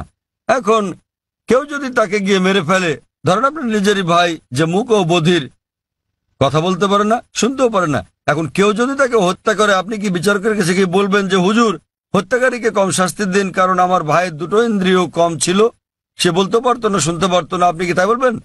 আপনি বলবেন যে হুজুর হত্যাকারীকে দ্বিগুণ শাস্তি দিন কারণ আমার ভাই ছিল একজন নিষ্পাপ মাসুম, সে বলতে পারতো না শুনতেও পারতো না। তো ইসলামে এরকম কোনো বিধান নেই যে কম ইন্দ্রিয় থাকলে কম শাস্তি পাবেন বা বেশি ইন্দ্রিয় থাকলে বেশি শাস্তি পাবেন। কোরআন বলছে যে তোমাদের যে সকল উত্তম জিনিস দেওয়া হয়েছে তোমরা তা ভক্ষণ করো যে পর্যন্ত সেটা বৈধ এবং হালাল অনুমতি আছে। তো ইসলামে পশু জবাইয়ের অনুমতি আছে শুধুমাত্র খাওয়ার উদ্দেশ্যে, বিনা কারণে শিকার করার জন্য, খেলার জন্য এটা নিষিদ্ধ। যেমন বনে আগুন জ্বালালে পিঁপড়া মারা যাবে, তাই নবী বলেছেন এটা করো না। তো যে কোনো জীবিত প্রাণী হত্যা করা নিষিদ্ধ, যদি না এটা খাওয়ার মাধ্যমে জীবন ধারণের জন্য হয়ে থাকে, আর যদি এটা সেই সব অনুমোদিত প্রাণীদের মধ্যে হয়ে থাকে যেগুলোকে আল্লাহ বৈধ করেছেন। যেভাবে মনুস্মৃতিতে বলা আছে, ঈশ্বর কিছু প্রাণীকে করেছেন খাদ্য আর কিছুকে খাদক। যদি আপনি খাওয়ার জন্য প্রাণী হত্যা করেন তাহলে কোনো পাপ করছেন না। আর না হলে এমনিতে আপনি যদি বুঝতে পারেন যদি অমুসলিমরা আমিষ জাতীয় খাবার নাও খায়, আমার তাতে কোনো রকম সমস্যা নেই। কারণ যদি ভারতের প্রত্যেক অমুসলিমই আমিষ খাওয়া শুরু করেন তাহলে গরু ছাগলের মাংসের দাম বেড়ে যাবে। তাই অমুসলিমরা আমিষ না খেলে আমার কিছু যায় আসে না। কিন্তু কেউ যদি অভিযোগ করেন যে প্রাণী হত্যা অন্যায়, সেজন্য আমি উত্তরটা দিচ্ছি। আর না হলে ইসলামে আপনি একজন নিরামিষভোজী হয়েও উত্তম মুসলমান হতে পারেন, কিন্তু যেহেতু আল্লাহ অনুমতি দিয়েছেন আমিষ খাওয়াতে কোনো রকম সমস্যা নেই, যদি এটা অনুমোদিত প্রাণীর মধ্যে হয়ে থাকে। আশা করি উত্তরটা পেয়েছেন। আমরা এটা শেষ প্রশ্ন হিসেবে নেব জাকির ভাই। অমুসলিম বোন, হ্যাঁ, আপনি আপনার প্রশ্নটি করুন।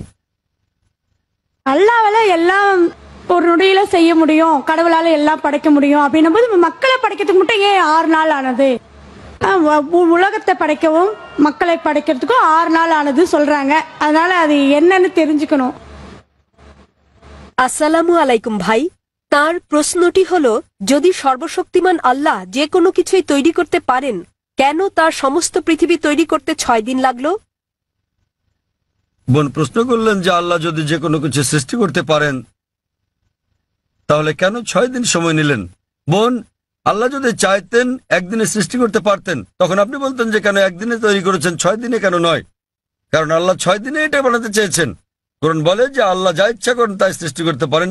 অনেক আয়াতে আছে, আল্লাহ বলেন কোরআনে সূরা আলে ইমরান অধ্যায় 3 আয়াত নম্বর 59, إن مثل عيسى عند الله كمثل آدم خلق من تراب ثم قال له كن فيكون। আল্লাহ আদম আলাইহিস সালামকে সৃষ্টি করেছেন যেমন তিনি যীশু খ্রিস্টকে সৃষ্টি করেছেন ধুলো থেকে। তিনি বলেন হও আর তা হয়ে যায়। তো আল্লাহ যখন কিছু সৃষ্টি করতে চান তিনি বলেন হও আর হয়ে যায়। তিনি ইচ্ছে করলেই এটা হয়ে যায়। আল্লাহ যদি ইচ্ছে করেন আপনি 9 মাস পরে জন্মাবেন, তাহলে আপনি 9 মাস পরে জন্ম নেবেন। আল্লাহ যদি চান 1 সেকেন্ডে, তাহলে মাত্র 1 সেকেন্ডেই। তো আল্লাহ চাইলেন যে তিনি কোনো কিছু 6 দিনে সৃষ্টি করবেন, তাই তিনি করলেন। এমন না যে আল্লাহ একদিনে করতে পারতেন না, একদিন কেন 1 সেকেন্ডেও তিনি করতে পারতেন। আল্লাহ চেয়েছেন এটা 6 দিনে বানাতে, সেজন্য 6 দিনে হয়েছে। তো আল্লাহ যাই চান তিনি শুধু বলেন কুন ফায়াকুন, হও আর এটা হয়ে যায়। এই সৃষ্টি জগতে তিনি বলেন হও আর হয়ে গেল। তবে আল্লাহ এটা 6 দিনে বানাতে চেয়েছিলেন, সেজন্য 6 দিনে হয়েছে। এমন না যে তিনি এর চেয়ে কম বা বেশি সময় বানাতে পারতেন না, এটাই তিনি চেয়েছিলেন। আর আল্লাহ যাই ইচ্ছা করেন তাই হয়ে যায় সহজে। আশা করি উত্তরটা পেয়েছেন। এক ভাইয়ের কাছ থেকে একটা অনুরোধ এসেছে যে যারা ইসলাম গ্রহণ করেছেন, আমরা অনুষ্ঠানটা শেষ করার আগে এক ভাই নেলসন ম্যান্ডেলা তিনি গ্রহণ করেছেন ইসলাম। আমি তার হাতে কোরআনের একটি অনুবাদ তুলে দিতে চাই। আমি স্বেচ্ছাসেবক বোনদের অনুরোধ করব তার হাতে একটি কোরআনের অনুবাদ তুলে দিতে, যে মহিলা ইসলাম গ্রহণ করেছেন। নেলসন ম্যান্ডেলাকে অনুরোধ করব, তিনি কে আছেন? নেলসন ম্যান্ডেলা কি এখানে আছেন? হ্যাঁ, অনুরোধ করছে মঞ্চে আসার জন্য যাতে আমি আপনাকে কোরআনের অনুবাদ দিতে পারি।